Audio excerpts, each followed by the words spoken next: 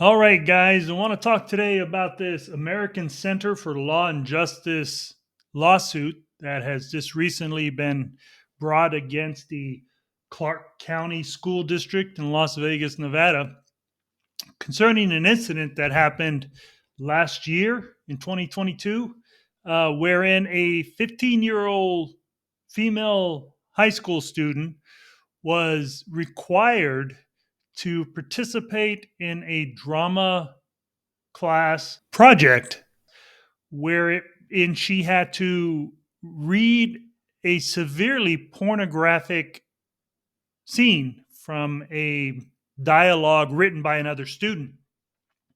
And as we all know, these issues with the indoctrination of the LGBTQ ideology into schools, the invasion of extreme sexuality into our school systems, it's just really out of control.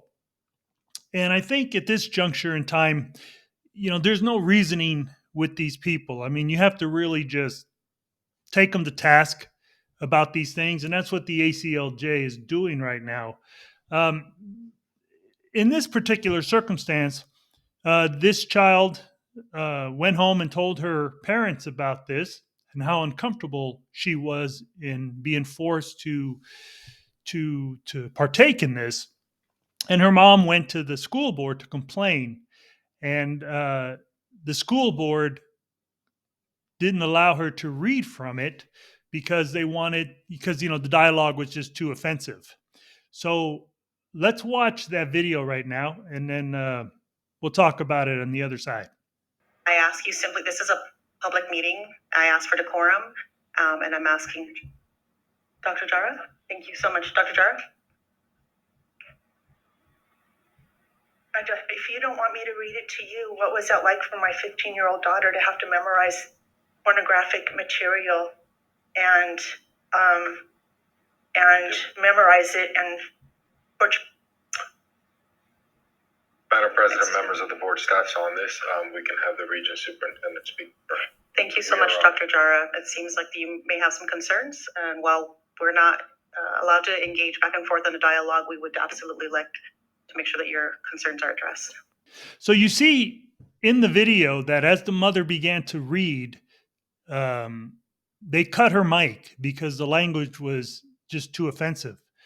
And her question is correct in why is it that as adults I cannot read this in your presence as the governing school board, and yet it's okay for the school to not just permit but to insist that my 15-year-old daughter has to read this and has to memorize it and has to repeat it in a drama class setting. Now, it's tragic to me that we've come to this level because this is not what school is intended to be. This is not what benefits children in their developmental process to come into adulthood. There are different levels of schooling that is necessary for a child to grow, mature, and develop in a positive and healthy way that doesn't scar them or create difficulty for them in their lives. And the overwhelming influence of sexuality and the LGBTQ ideology is really creating a confusion in our children that they should not have to be enduring at that stage in their lives. School is primarily for the child to be educated and to also learn social skills through their experience with other children. As they mature and grow through the school years, they engage more mature, more deepened levels of social interaction and, of course, of academia.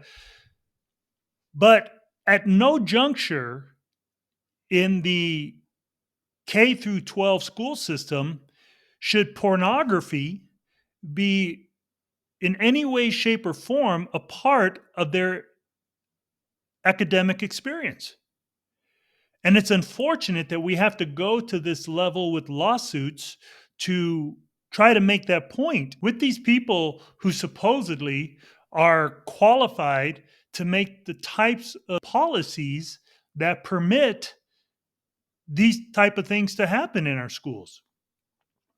I can tell you this, that what is really confounding to most parents, and also why most parents are now enraged about the issues going on in the school system and why they're rallying against the school boards, is because as a society, we have a recognized norm of what is decent and moral. Now, there are levels of personal interpretation for that, I understand. Yet, in the development of a child, it's necessary that they have a consistent foundation upon which they can develop and grow in a healthy way. To overwhelm that system with a level of adult only material will do nothing but confuse children who are not mentally, emotionally, or physically prepared to cope with those types of things. And so the only reasonable course of action for parents now is to attempt to protect their children from these harmful ideologies that these children are just not prepared to deal with. So when I think about this circumstance, I think, okay, they argue that, they have the right to impose their ideology in our school system. And yet, interestingly enough, should a parent or should a teacher want to discuss morality from, I don't know, let's say the Bible, and start forcing the children to memorize scripture and talk about what the Bible defines as morality and goodness, then these liberal woke ideologists would just lose their mind. They would fall back to their violent ways of trying to squash that by riots and picketing and threats and all those kind of things that they're known for doing. And yet a parent cannot come forward and stand with, for their child and the mental emotional health of their children by fighting for a standard of morality and decency in their school district that has been proven to be healthy and profitable for children. So let's go ahead and get into the article. Parents are increasingly being targeted and attacked, even labeled as terrorists, for protecting the rights of their children in school settings. But what is happening to the kids is even worse. A student in a Las Vegas area school district was forced to perform a profanity laced, sexually explicit, and obscene monologue before the entire class as a graded assignment. School officials then lied to the parents. Finally, the school board banned the student's mom from even reading to them the words her 15-year-old daughter had been forced to say in front of her class. We're taking legal action today to fight back. Public schools are entrusted with millions of children across the United States, and we would expect that, at a minimum, they would not sexualize our children in the name of education. Unfortunately, however, Nevada's Clark County School District violated its duties to our clients, Cassandra and Terrell Evans, when a teacher required their child to perform a sexually explicit and obscene monologue for a graded assignment. In March of 2022, our client's 15-year-old daughter, who will be referred to as RE, was required to perform a sexually explicit monologue prepared by another student before the entire class. The monologue, which many will find offensive, is below, edited by our attorneys by adding, this is part of the monologue. I don't love you. It's not you. It's just looks down your D. I don't like your D or any D in that case. Now, only the first two sentences of the script are included due to the progressively increasing profanity and description of sexual acts.